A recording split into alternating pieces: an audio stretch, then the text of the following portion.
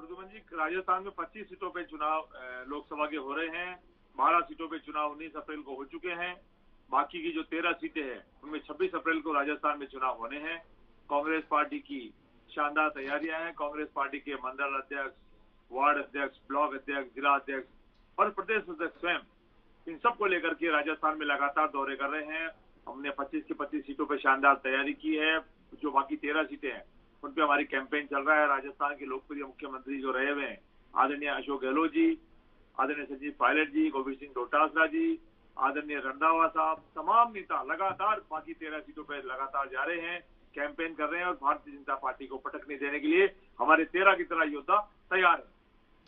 राजकुमार जी, लेकिन खास बात ये भी देखने को मिल रही है, बीजेपी ये भी कह रही है कि जिस तरीके से बीजेपी एक्टिव बोर्ड में है, शीर्ष नेतृत्व यानी कि पीएम, गृह मंत्री लगातार दौरे कर रहे हैं, कांग्रेस की तरफ से पहली हार मार ली गई है, बड़े नेता तो आ ही नहीं रहे दौरे करने। भारतीय जनता पार्टी प्रद्युमन जी कहती है कि हिंदुस्तान में हम 400 पार आएंगे, राजस्थान में कहते हैं 25 के पार आएंगे।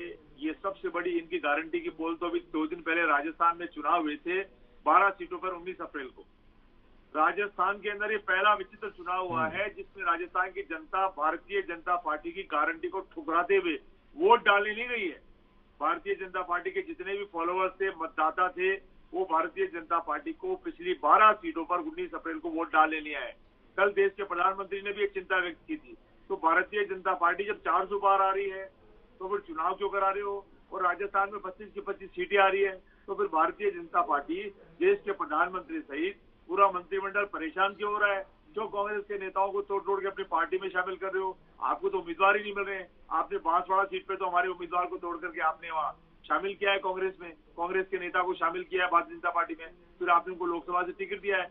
तो भारतीय जनता पार्टी की कथनी और करनी में अंतर है, पूरा देश जान चुका है। और 19 तारीख को जो वोट पड़े, लगभग 6% वोट राजस्थान में 12 सीटों पे कम पड़े हैं। ये इस बात को दर्शाता है कि मोदी जी का जलवा, जो अपने आप को बताते हैं कि मैं दुनिया का सबसे बड़ा नेता हूं, मेरी पार्टी दुनिया की सबसे बड़ी पार्टी है, वो राजस्थान की 13 जो जिलों के 13 जो लोकसभा सीटों के जो मतदाता थे, उन्होंने इस बात को बता दिया है कि नहीं, माई बाप तो जनता ही होती है, लेकिन भारतीय जनता पार्टी जनता से भी ऊपर हो चुकी है। और राजस्थान की जनता ने इस बार 6% वोट कम देके ये भारतीय जनता पार्टी को बता दिया है कि घमंड आपका ठीक नहीं है, घमंड आपका चलेगा नहीं।